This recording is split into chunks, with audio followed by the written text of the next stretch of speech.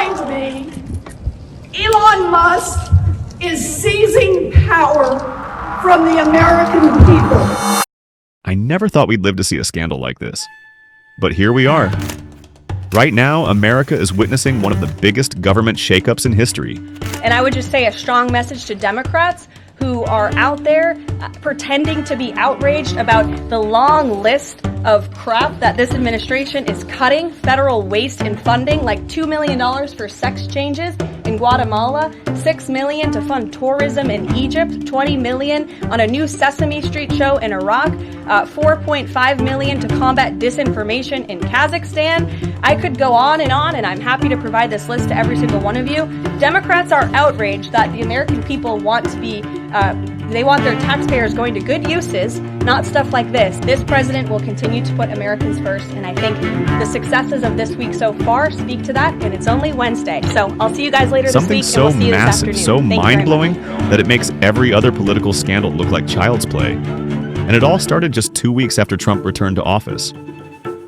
That's when DOGE, a high-tech intelligence unit spearheaded by Elon Musk and a team of 6 engineers, all under 25 years old, made a discovery that shook Washington to its core.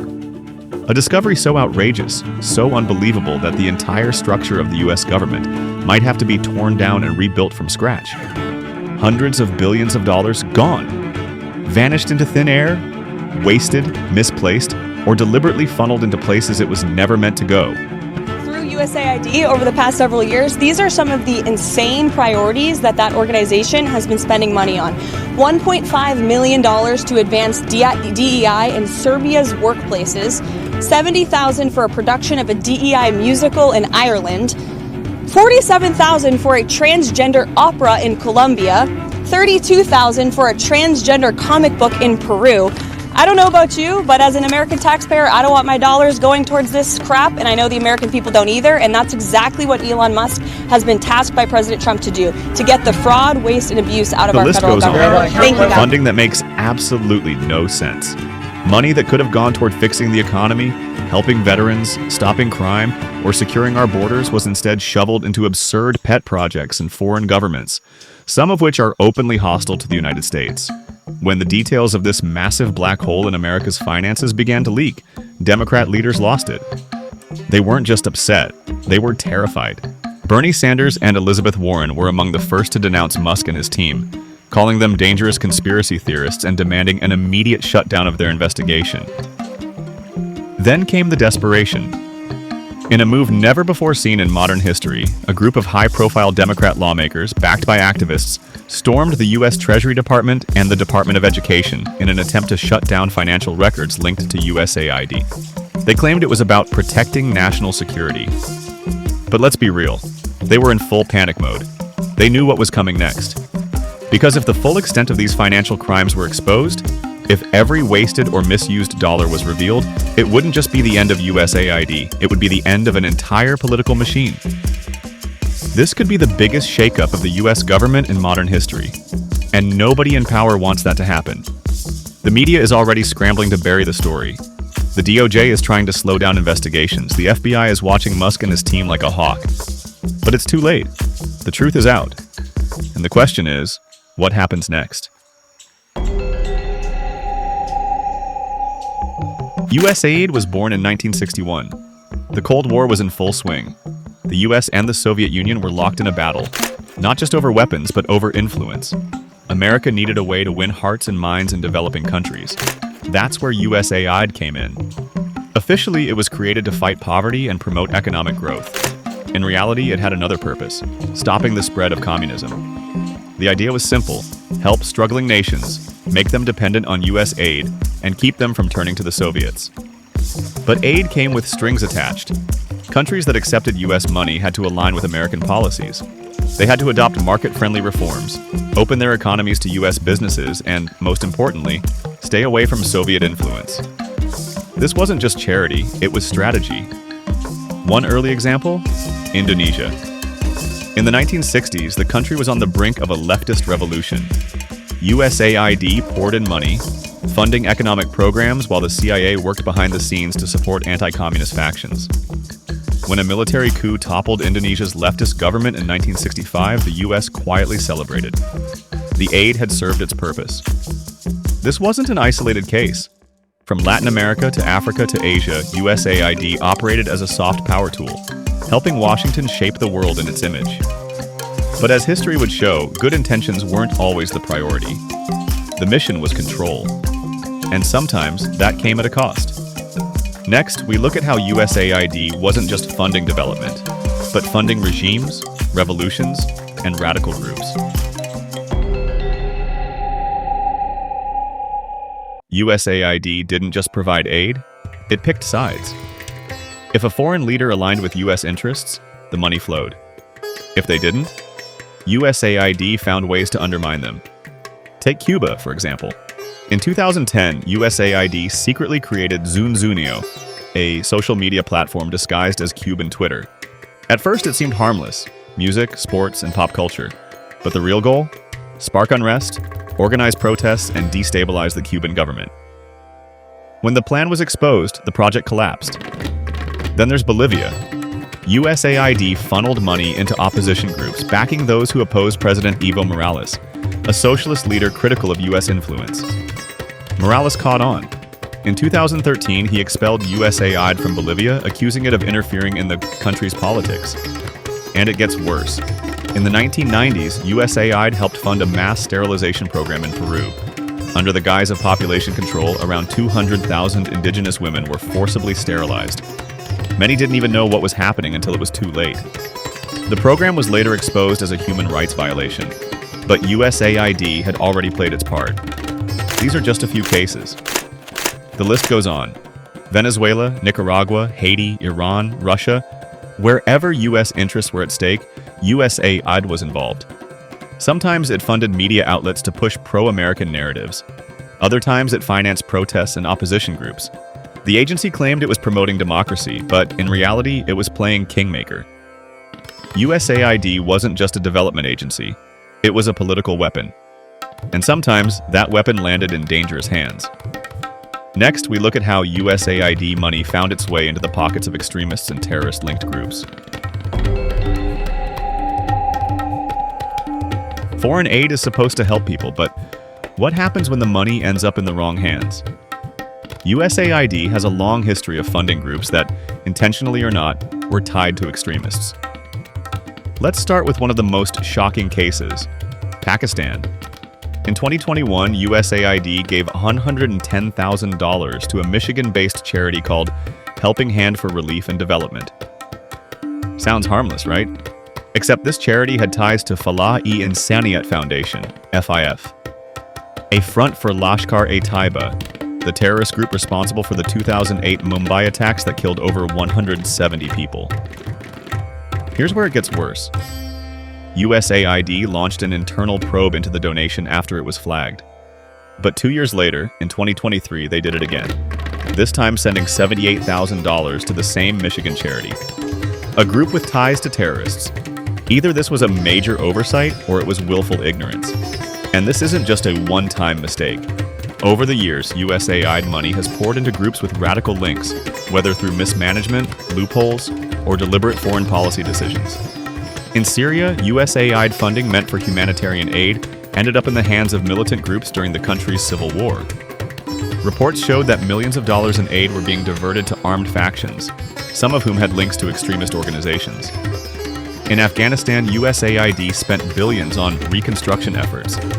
But much of that money disappeared into corruption, bribery, and, according to multiple reports, even the Taliban. And here's the pattern.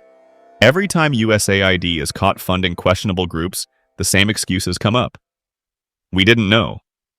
It was an accident. It won't happen again, but it does, over and over. Whoa, nah, I never knew that. It raises an uncomfortable question. Is USAID just bad at tracking its money? Or is this part of a bigger strategy? Either way, the results speak for themselves. The agency that claims to fight for democracy and peace has, time and time again, bankrolled the very forces that undermine them. Next, we look at another disturbing side of USAID: the way it uses humanitarian aid to push America's ideological agenda. Foreign aid sounds noble, helping struggling nations with food, medicine, and infrastructure. But when it comes from USAID, it often comes with strings attached. The money isn't just aid, it's a tool for political leverage. In Brazil, USAID offered $40 million in funding to fight HIV/AIDS in 2005. But there was a catch. Brazil had to adopt U.S. anti-abortion and abstinence policies. Brazil refused. They turned down the money because they didn't want USAID dictating their public health policies. USAID has been accused of doing the same thing in Africa, Southeast Asia, and even parts of Europe. Their so-called aid often comes with conditions that align with U.S. political interests, whether it's support for certain policies, economic agreements, or ideological stances. At this point, it's clear. USAID is not just an aid agency. It's a foreign policy weapon, using money to influence, control, and sometimes destabilize governments that don't align with Washington's agenda. And when that doesn't work, well, history shows that USAID is willing to go even further. Up next, the covert operations that expose USAID's deeper connections to U.S. intelligence.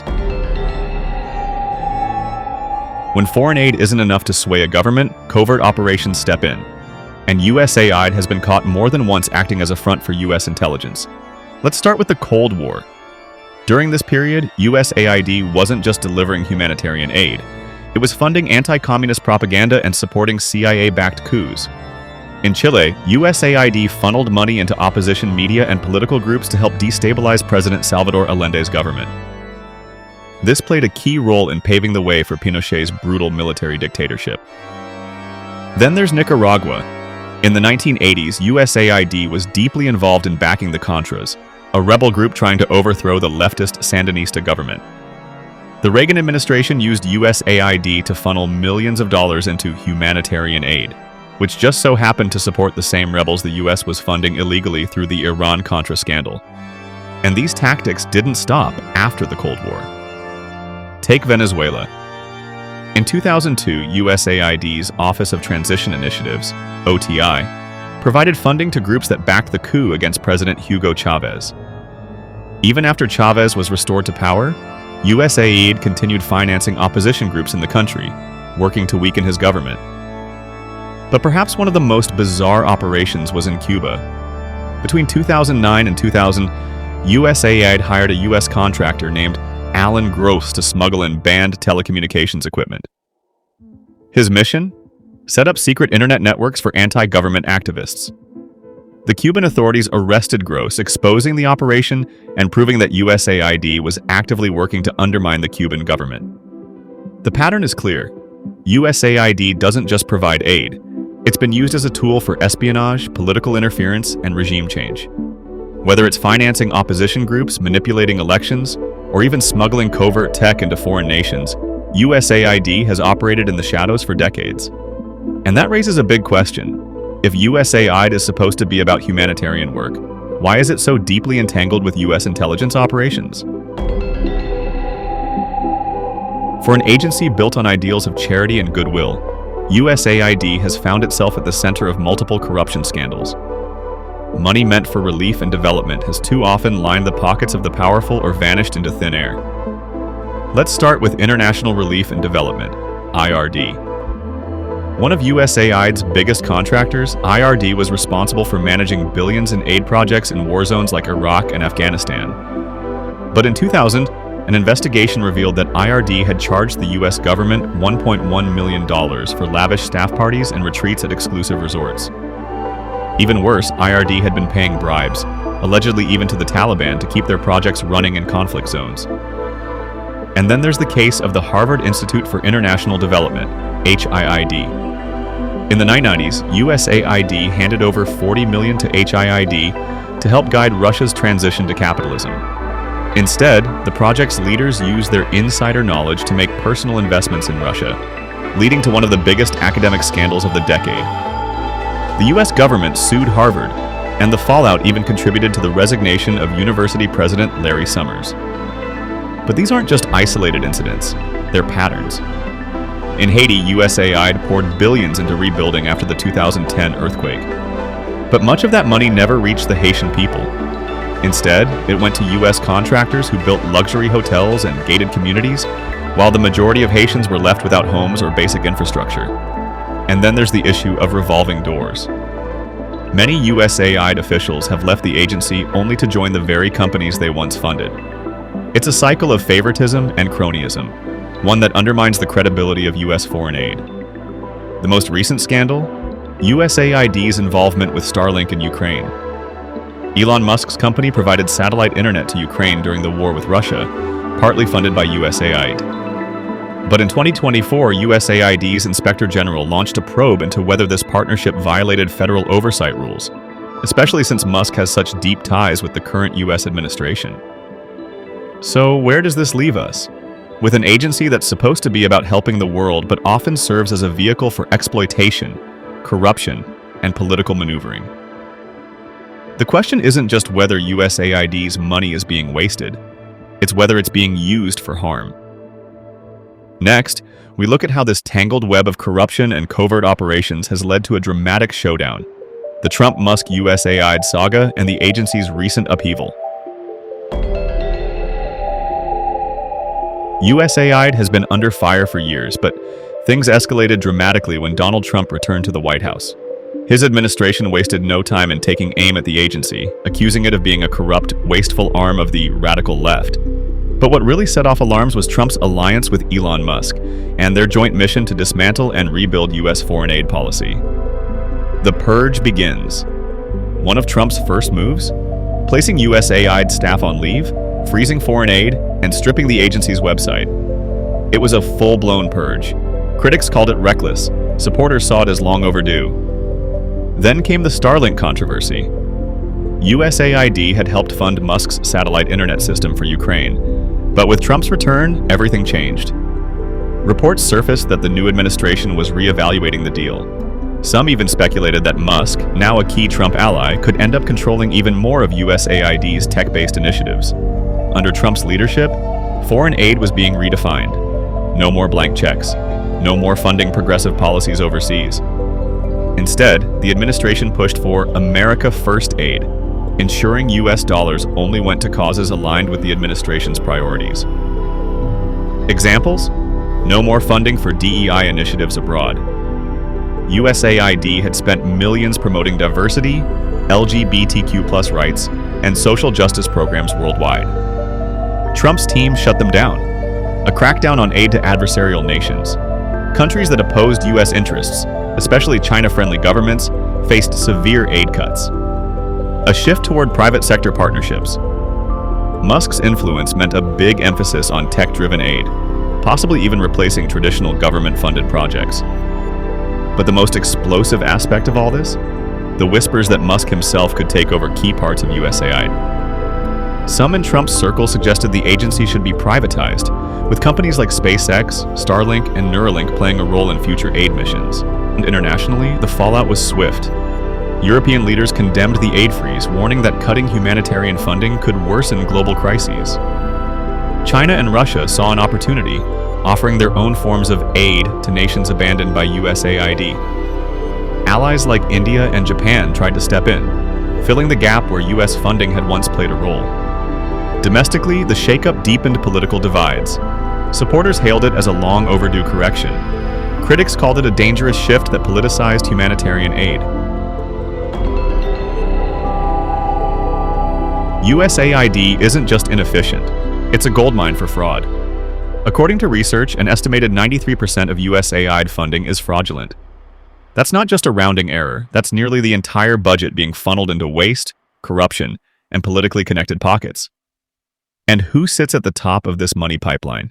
Hillary Clinton, Bill Clinton, and their network of friends. Let's break this down. Most of USAID's subawards are tied to pharmaceutical distribution, pumping AIDS drugs all over the world at a scale that makes no sense. More AIDS drugs than the entire planet could ever need. But here's the kicker. Only 7% of these shipments actually arrived on time and in full. That means 93% of these pharmaceutical shipments were either late, incomplete, or never arrived at all. And then there's Afghanistan. USAID funded a power plant project there. Sounds good, right? Well, they paid for it, but it was never finished. Today, that plant is producing only 2% of the electricity it was supposed to generate. And guess who was running the State Department at the time? Hillary Clinton. It gets worse. The CEO of the company behind the project was indicted for siphoning USAID reconstruction funds in both Iraq and Afghanistan. That's the real game. USAID isn't about aid, it's about funneling cash to connected insiders. And speaking of insiders, guess who represented this firm? John Podesta's lobbying group. Yes, the same John Podesta heavily linked to the Pizzagate scandal. Podesta was also involved in setting sustainable development goals for the Council of International Development Companies, a fancy name for the largest recipient of USAID money. That same company conveniently thrived under the Clintons, winning more contracts during Haiti's reconstruction than anyone else. And then they moved on to Afghanistan. In 2011, this same company landed more massive USAID contracts. The goal? Create 300,000 jobs in Afghanistan by 2000. The result? After 2 years, they had created only 2,458 jobs. But USAID kept the money flowing. In Pakistan, they secured a $90 million contract to boost exports and employment. After 2 years, an internal USAID audit found no measurable increase in sales or employment. 0 results. Yet this company remains USAID's biggest recipient of funds. And here's the most shocking part. To protect these aid projects, USAID contractors were bribing the Taliban with US tax dollars, literally paying off the Taliban to avoid attacks. This isn't just corruption, it's a system built to funnel money into a black hole. For decades, the deep state has used USAID as its personal slush fund. Billions of taxpayer dollars vanish into NGOs, charities, and private companies, most of them unaccountable, unelected, and completely in the shadows. Oh, and one last thing. The second largest recipient of USAID money? Pfizer. So, what does all this mean for the future of USAID? With its reputation in tatters, its mission in flux, and its staff caught in the middle of a political battle, the agency's future is uncertain at best.